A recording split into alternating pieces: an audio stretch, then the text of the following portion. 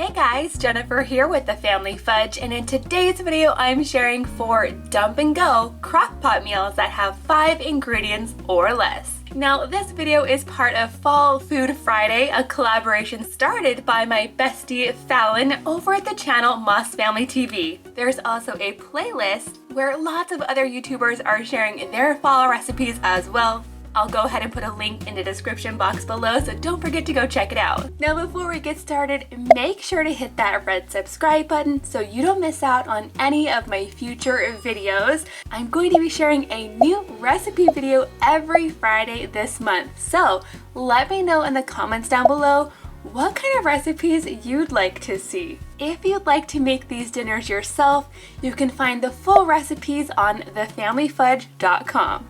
And without further ado, let's get started. Today I'm kicking things off with a super easy recipe for Hawaiian style barbecue meatballs.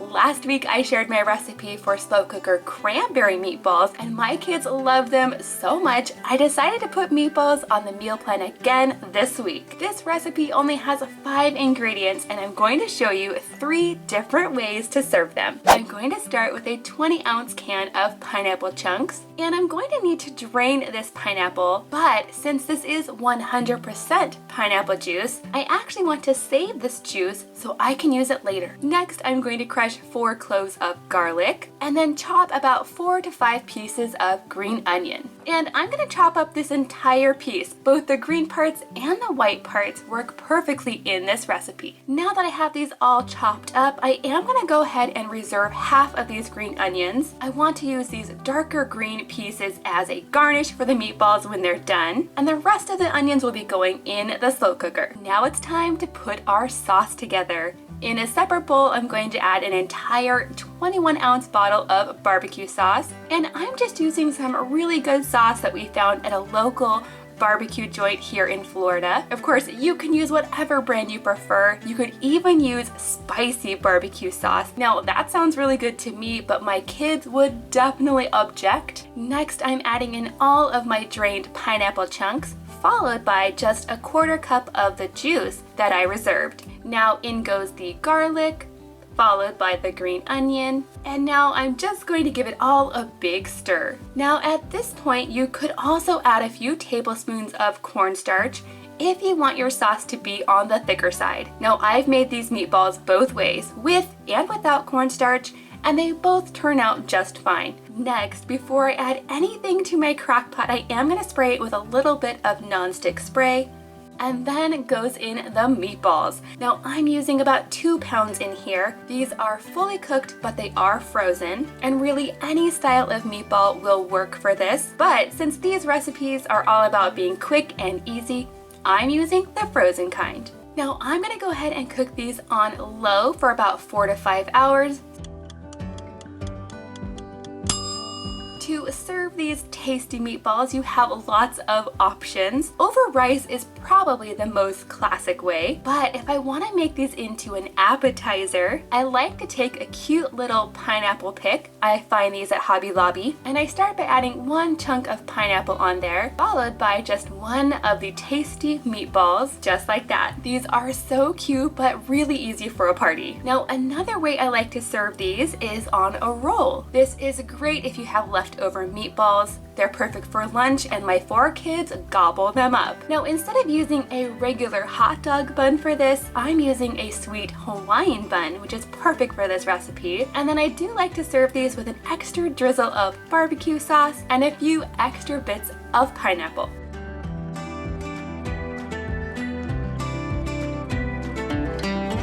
Next up, I'm going to be making taco ranch chicken, which is super easy to make in the crock pot. It only has 5 ingredients, and you can use this chicken in so many different ways once you have it cooked. I'm going to start by adding 4 boneless, skinless chicken breasts to my crock pot. So this is probably just over 2 pounds, and I did go ahead and defrost it first. Now I definitely don't want this chicken to be bland, so I'm going to be adding lots of different seasonings in here, starting with some ranch mix. Now I use this big one from Costco, but you could also use a packet of ranch dressing mix. I'm going to sprinkle about 2 tablespoons of this all over the chicken. If you're using a packet of ranch mix, this is about 1 packet. Next, I'm adding in the taco seasoning. Now in this mix, you're going to find chili powder, garlic powder, lots of good flavors in here. And I'm going to add about 2 tablespoons of this taco seasoning as well. Next comes the salsa. This is just store-bought salsa. I get it at Costco, and it's a little bit on the spicy side, so I'm just going to be adding about a 1/4 cup in here. I don't want to make this too spicy for my kids. Of course, if you wanted to, you could definitely add more salsa. Now, the very last thing I'm adding into this crock pot is the cream cheese, but I'm not adding in the whole brick. Just about half of this package is plenty, and I am going to go ahead and cube this up just so it melts easier in the crock pot. I'm just going to go ahead and pop on the lid and cook this on high for about 2.5 to 3 hours. This cooks so fast, especially if your chicken is already defrosted, and I would recommend checking the chicken at about the 2-hour mark. You definitely don't want to overcook it because then it might be a little dry. Now when the chicken is done, I'm going to go ahead and remove it from the crock pot. I'm going to add it to a separate container so I can shred it up.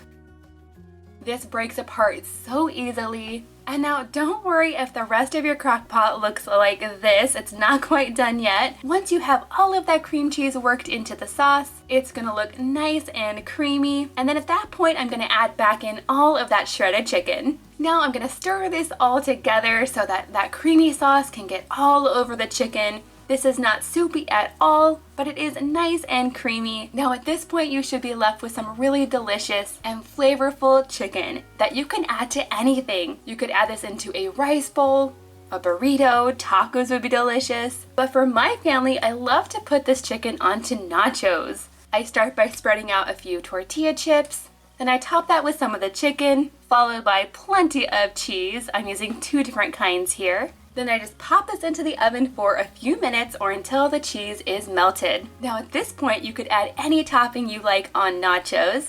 I'm gonna go with a little bit of salsa. I'm also adding a little bit of guacamole. I'm also adding plenty of sour cream. Then I'm gonna top it all off with some olive slices and some fresh lime juice.